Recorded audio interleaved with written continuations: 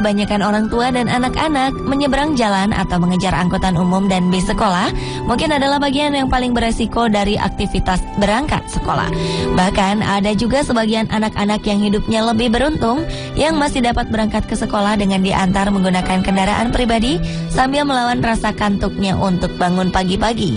Namun itu semua belum seberapa dibandingkan perjuangan anak-anak ini yang bersemangat sekolah tinggi dengan mengabaikan resiko nyawa.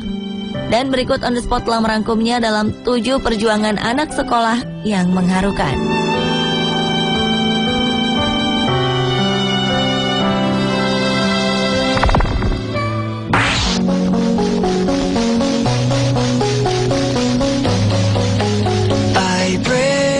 Diawali dengan perjuangan anak sekolah yang mengharukan di Vietnam.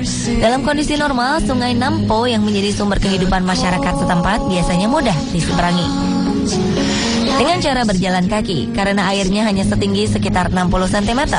Namun ketika air sungai naik dan arusnya deras, permukaan sungai bisa mencapai setinggi 1,5 meter. Dan itulah yang tengah terjadi di Sam-Lang. Sungai banjir sehingga tak mungkin bisa dilalui dengan cara normal. Anak-anak di desa Sam-Lang, Provinsi Dien Bien dekat Hanoi, Vietnam Utara, harus melalui pagi yang sangat menegangkan dalam perjalanannya pergi ke sekolah. Jalan yang biasa mereka lalui untuk ke sekolah banjir akibat kiriman hujan musiman. Tak tega melihat anak-anak gagal ke sekolah, seorang ayah akhirnya menemukan cara agar anak-anaknya bisa sampai di sekolah dengan selamat dan tidak basah kuyup. Ayah ini membawa kantong plastik besar dan setiap anak harus masuk di dalamnya. Kemudian pria tersebut akan berenang mengarungi derasnya aliran air untuk mengantar si anak ke seberang jalan menuju sekolahnya. Pengabdian yang sangat luar biasa ini direkam oleh guru mereka, Tong Timin. Pria tersebut memegang kantong plastik dengan satu tangan, kemudian tangan lainnya ia gunakan untuk berenang. Padahal arus air sangat deras. Sesampainya di tepi sungai, barulah ikatan plastik dilepas. Sungguh malang kehidupan masyarakat di sekitar sungai ini. Tidak ada jembatan yang dibangun khusus agar kuat menahan derasnya terjangan banjir. Setiap kali musim banjir tiba, ternyata warga di desa itu pun menyeberang dengan cara tersebut agar anaknya bisa sampai di sekolah tanpa pakaian seragamnya basah.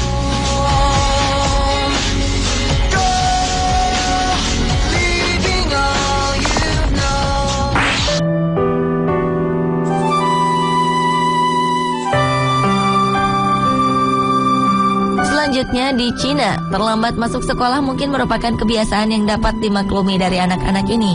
Betapa tidak, mereka harus menyeberangi sebuah lembah yang sangat luas dengan menggunakan kereta kabel buatan warga untuk sampai ke sekolah mereka. Anak-anak ini tinggal di desa Dechun di Provinsi Guizhou, Cina bagian barat daya.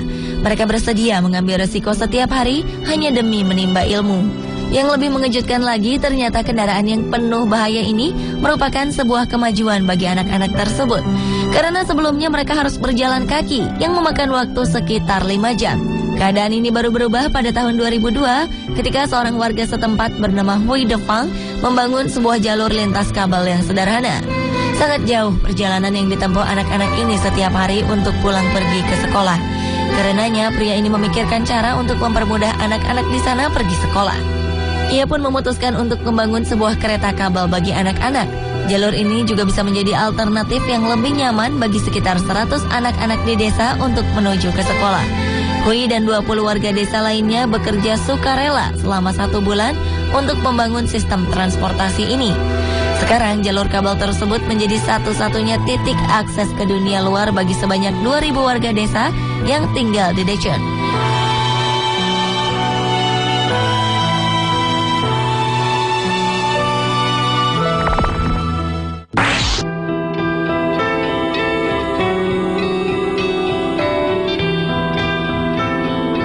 Lain lagi halnya dengan perjuangan anak sekolah di Meksiko. Di sana ada keledai sederhana yang sangat membantu anak sekolah di Guanajuato, Meksiko.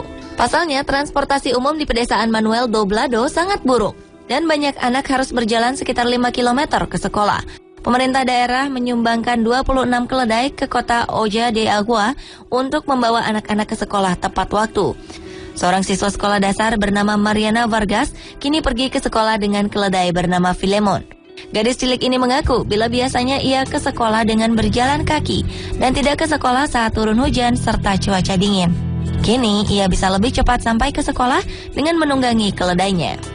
Ayah Mariana memberikan keledai ini sebagai alat transportasi murah untuk ke sekolah agar putrinya tidak merasa lelah karena perjalanan panjang.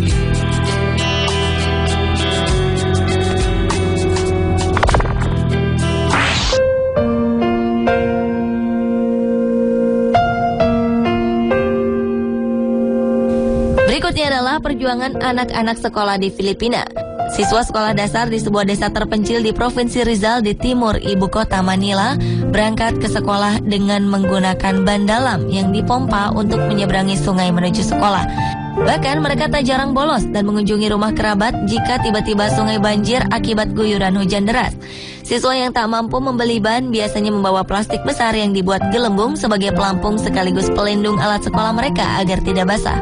Puluhan siswa mulai dari kelas 1 hingga kelas 5 itu setiap hari harus menyeberangi sungai dengan lebar 15 hingga 20 meter 2 kali sehari. Satu kali menyeberang menuju sekolah di Tronghua Kamone, Kabupaten Hoa Min, dan kembali menyeberang sepulang sekolah.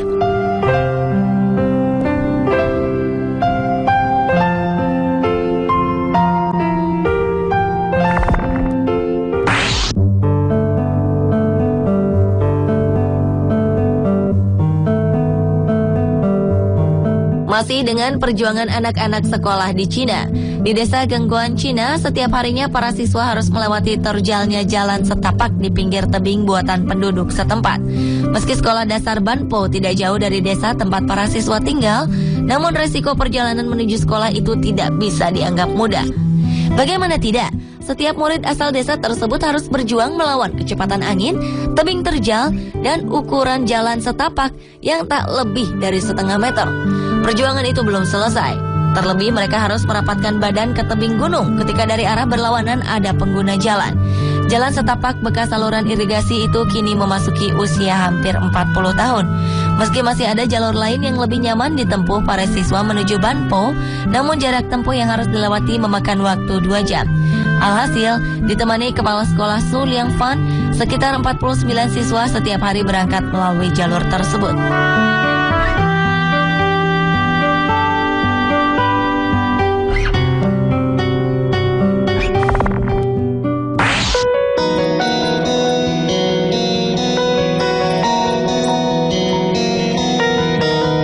Anak-anak untuk bersekolah tak hanya terkendala dengan sulitnya transportasi.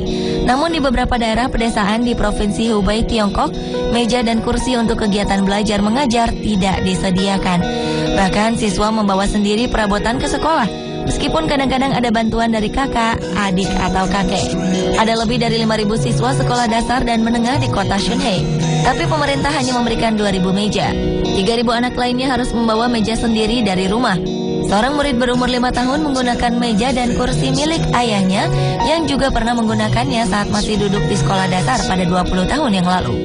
Selain tak menyediakan meja dan kursi, gedung sekolah di sana pun sudah sangat tua dan bangunan sudah mulai bobrok.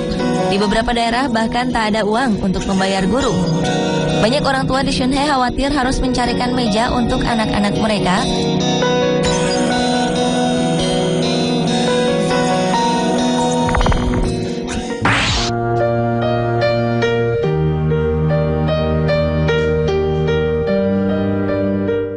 Tak hanya di negara lain, di Indonesia juga masih banyak anak-anak usia sekolah yang menghadapi kesulitan. Tak hanya masalah biaya, namun juga fasilitas jalan yang tak memadai untuk menuju ke sekolah yang berjarak ratusan kilometer dari tempat tinggal mereka. Seperti yang dihadapi para siswa di wilayah Garut, Jawa Barat ini. Meski kaki terasa berat melangkah karena terhalang arus sungai, para siswa ini tetap bersemangat menyeberang. Banjir bandang pun dapat tiba-tiba saja menghanyutkan tubuh mungil mereka. Namun ratusan siswa di Garut Selatan ini harus menantang maut saat menuju ke sekolah. Untuk menuntut ilmu, mereka harus mengarungi derasnya arus sungai Cibaluk sebelum tiba di sekolah. Para siswa dari desa Mekarwangi, Kecamatan Cibinong itu harus menyeberangi sungai karena di sana tak ada jembatan penghubung sejak tahun 1970-an. Untuk sampai ke sekolah yang terletak di desa Sagara, mereka harus menyeberangi sungai Cibaluk yang lebarnya 50 meter. Mereka harus berbasah-basahan menyeberangi sungai sambil berpegangan tangan. Batu-batu kali yang licin pun menjadi titian bagi anak-anak itu sambil berusaha menghindari cipratan air agar tak mengenai tas dan seragam sekolah.